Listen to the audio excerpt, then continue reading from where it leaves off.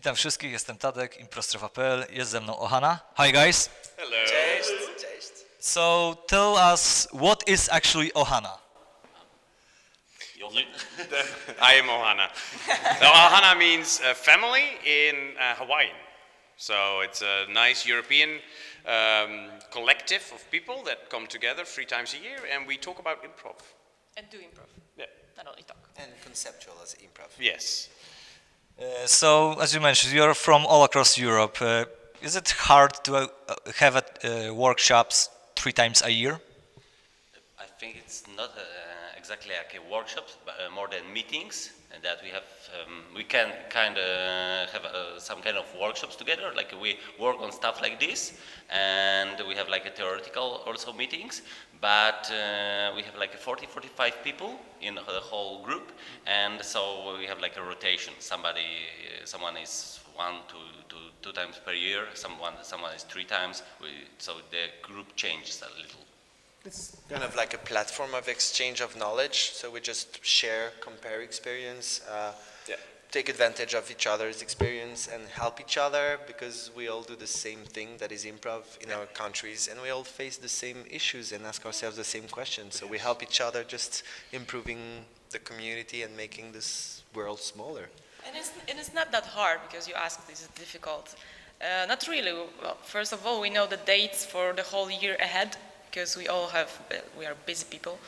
But also, he's not. But also, as I was talking to Sini Maria, who is also in Ohana, and she's from Finland, I think that we are the people who just want more. So we find the time, we find the money, and we find the space to just go and be together 3 times a year. It's not so hard for us. So is language a barrier for you? A little. A little? A little. The nice thing is for most of the people it's their second language, so that's also a common ground. So it's not actually a barrier; it's more of an extra thing that we have. Okay, I know about you, but I'm interested to know what about you? What were your improv? How did you start to do improv? Because I know you guys. We talked a lot about this, but I'm interested in how it actually started in other countries. So when I was a teenager, I was doing scripted theater in my little town, little village, and someday I saw this show. It was an improv match, so it's the ice hockey style that originated in Quebec, and I discovered this, and I just fell in love with this. Then I found some teacher, and I did a lot of years of amateur improv match championships, and then started to travel the world and to discover many different school of thoughts of improv. So yeah, that's how I started. And in the Netherlands, I think I'm the 2nd generation. Before my other people has discovered improv as well. How old are those people? Oh, they're very old, very old. Over 100. Yeah, and I just really enjoyed doing it and joined the community and probably started a little English language group in Amsterdam, and that's been growing ever since. Okay, you can tell your side of the story too. Now we don't want. We are the first generation. Yeah. Yeah, that's. Yeah, exactly. Very old. I think, okay, I can add that I think right now in Poland there is a little more improv in English, or maybe it's the people in different cities start to do improv in English, so it's very good. We start doing something like this. Krakow, I know there is something, but In Gdańsk also. English scene in Warsaw and in Gdańsk, so it become more and more popular. Yeah, I think that would be cool if we could grow the scene for English performances, because then we could invite more people from abroad and have the audience. Because right now, we don't really know if we invite performers to perform in English, if there will be people. We don't know that. And I noticed also that based on my festival experience of organizing, there is in the first year of Improfest there was a lot of people were afraid of English improv with English language, like we don't get it. But year by year, new great groups came to Krakow, and they saw like a good show, funny, interesting, good play. So they are not afraid anymore, I think. but we'll make them afraid tonight. Scare them to death. Okay, I'm gonna cut now because I need to look at the cheat sheet with questions because I wasn't the one supposed to do this interview. So I just got to do it like last second. So I need some help now.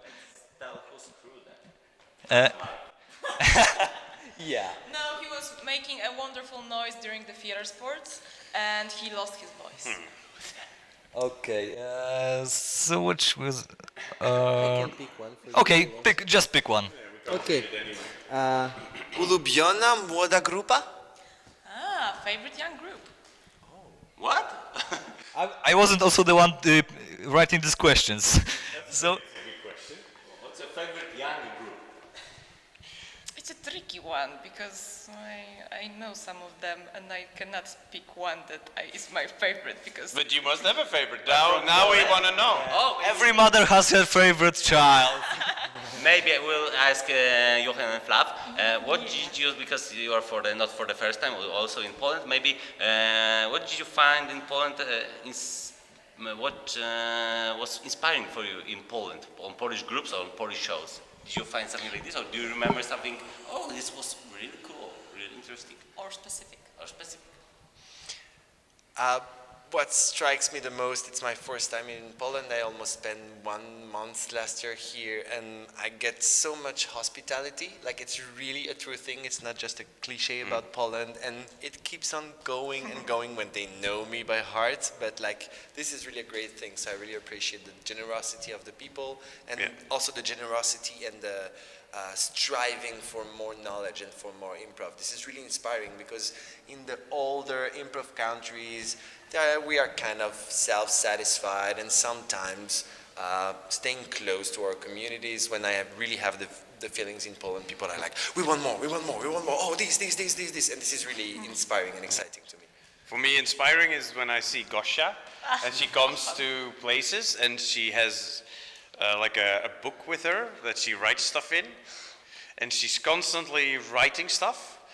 And I always think, what is there to write more than what just happened? She just keeps on writing. I think if nobody stops her, she just keeps on writing. She's writing the jokes. Yeah. The use Yeah, next that's show. true. The World Bible of improv. Then you will never know because it's in Polish. I will do this translation. Very good, thank you, Alan. Okay, so when you were starting to do improv, what was the hardest thing to learn? To listen to other people. Why are you laughing? Is there something you would like to tell? No, I'm just listening because I know how to listen. Okay, next question. I see you're walling me right now. I think in Poland the most difficult thing was